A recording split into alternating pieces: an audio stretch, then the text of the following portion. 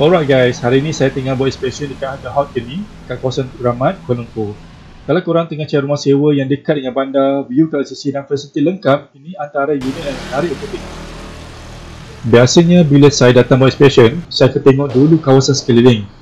Macam kat sini kita boleh nampak environment dia bersih, security pun ketat, parking pun covered. Ini penting untuk penyewa dan pembeli sebab ia bagi gambaran keseluruhan tentang nilai hartanah.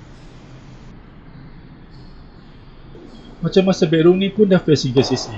Kadang orang sewa dengan kawan atau family, so dua-dua boleh dapat view cantik.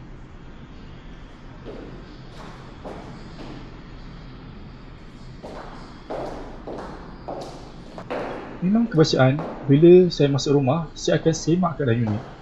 Dinding, lantai, lighting semua. Unit ni, layout dia sangat praktikal. 3 bilik, 2 bilik air dan facing ke sisi. So siapa yang suka suasana tenang tapi nak dekat dengan bandar, ini memang best.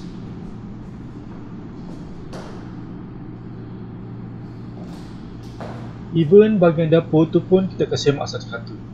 Kadang owner nak tahu keadaan kelengkapan, hood, hob, sejuk, semua masih elok ke tak? Bagi saya benda ni kecil tapi penting sebab bila penyewa datang tengok nanti semua nampak proper dan siap pakai. Even ada small store pun susah untuk simpanan barang-barang rumah, vacuum atau luggage.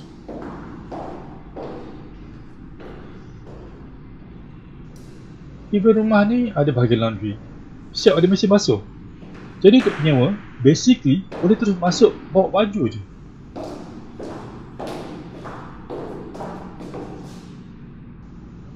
Sebenarnya bila saya buat inspection macam ni, bukan sekadar datang tengok rumah, saya akan bantu owner pastikan rumah dalam keadaan baik untuk disewakan ataupun nak jual. Kadang tu saya tolong semak kelengkapan, cek kebersihan dan susun balik listing supaya nampak lebih menarik bila diiklankan. Banyak pemilik rumah yang kontak saya sebab mereka tak ada masa nak urus semua ni. Jadi bila saya bantu dari awal sampai unit ni ready untuk pasaran, proses tu jadi lebih lancar. Kalau ada yang nak saya tolong inspect atau uruskan unit korang, boleh je kontak saya.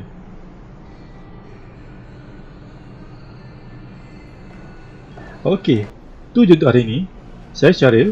Kalau korang pemilik rumah dan nak saya bantu urus jual atau sewa unit korang, boleh terus WhatsApp dekat link atau klik dekat bawah video ni. Jumpa lagi untuk next inspection. Mungkin rumah anda bulan lepas ni.